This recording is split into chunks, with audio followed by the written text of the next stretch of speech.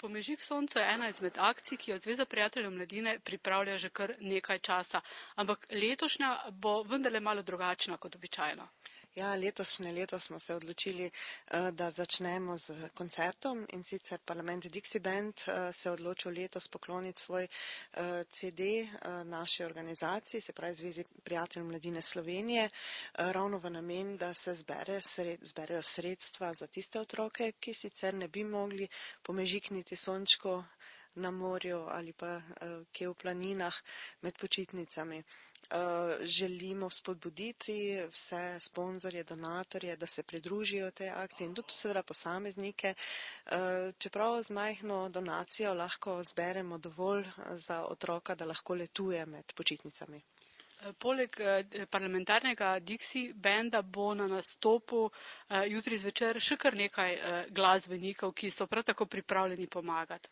Ja, moram reči, da so se z velikim veseljem odzvali in gospa Nuška Drašček in pa gospod Zoran Predin, seveda pa ne bodo manjkali tudi otroci, nastopil bo otroški in pa mladinski pevski zbor Osnovne šole Martina Konšaka in pa mlada pevka in plesalci iz Osnovne šole Tabor 2.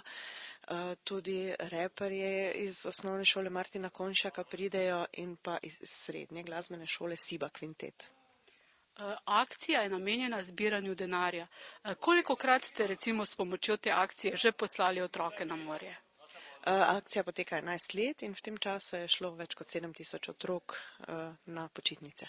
Akcijo pripravljate skupaj z nacionalno televizijo in tudi tisti ljudje, ki jutri zvečer ne bodo mogli priti v mariborsko gledališče, bodo lahko donirali, ne?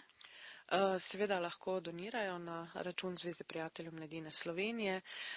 Ta sredstva se potem porazdelijo po vse Slovenije za vse otroke in pa bo pa tudi direkten prenos na televiziji Maribor in na radio in pozivamo, da se pa čim več ljudi tudi zbere tukaj v Slovenskem narodnem gledališču, saj tudi s svojo vstopnico, ki stane 10 evrov, prispevajo v ta sklad, saj so se vsi nastopajoči odpovedali honorarju in na razpolago pa tudi CD Parlament Dixie Banda, ki ga bodo lahko tisti, ki bodo imeli vstopnico, kupili za samo 5 evrov in tudi to prispevali potem v sklad. Posebna zahvala pa seveda gre tudi ekipi v Slovenskem narodnem gledališču, ki nam je dal prostor na razpolago in vsi marljivi delavci nam stojijo ob strani, da bo jutri scena lepa in da bo vse potekalo tako, kot je treba.